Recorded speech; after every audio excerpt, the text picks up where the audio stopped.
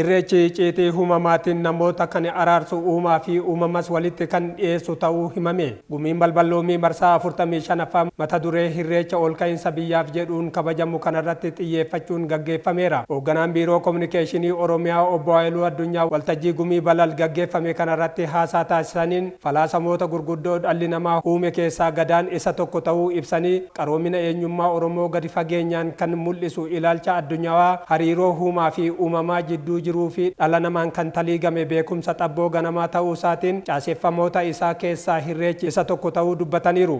Caaseffamoota falaasamni sirna gadaa ijaare keessaa irreechi isa tokko. Irreechi sirna galateeffannaa fi kadhannaa akkasumas walooma hawaasummaa cimsuu irratti kan ijaarame ulfoo nagaa tiksuu fi araara buusuun beekamudha.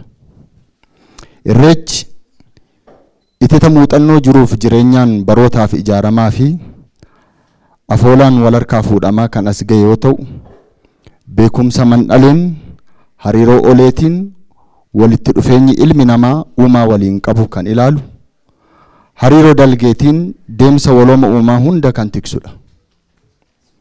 Kanaaf Oromoon dhuka dhahaa faana dhahee waaqa yeroo maree fidee maree namaa dabarsu, hamtuu hanqisee gaarii nama badhaasu, alaamanaan sa'aa namaan waatii maatiin dukkana bariisisee fuula ifaa nama agarsiisu, maatiin dinqatti, gosaan borootti, sabaan malkaatti irreeffachuudhaan uumaa isaa galateeffata. Kan fuulduraafis uumaa isaa kadhata, ni abdata.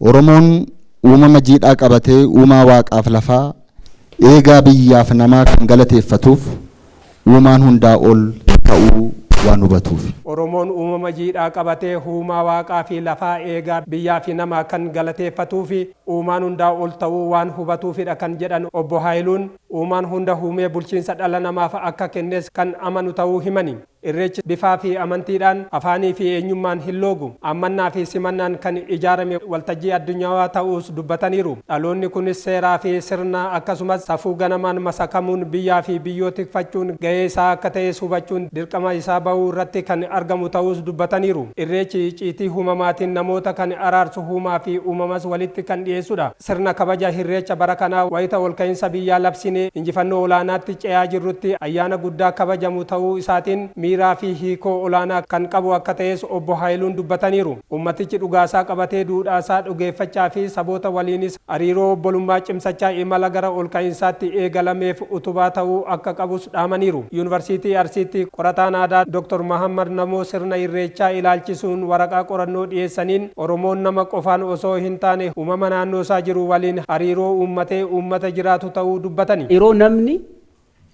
nama wajjin jiraachuu dadhabetti Oromoon akkamitti waan lubbuu qabu waan lubbuu hin qabne waan naannoo isaa jiru sana wajjin heera kabajee akkamitti akka inni wajjin jiraatuu fi uummanni Oromoo uummata duudhaan bulu uummata safuu qabu akka ta'e laaluu dandeenya jechuudha.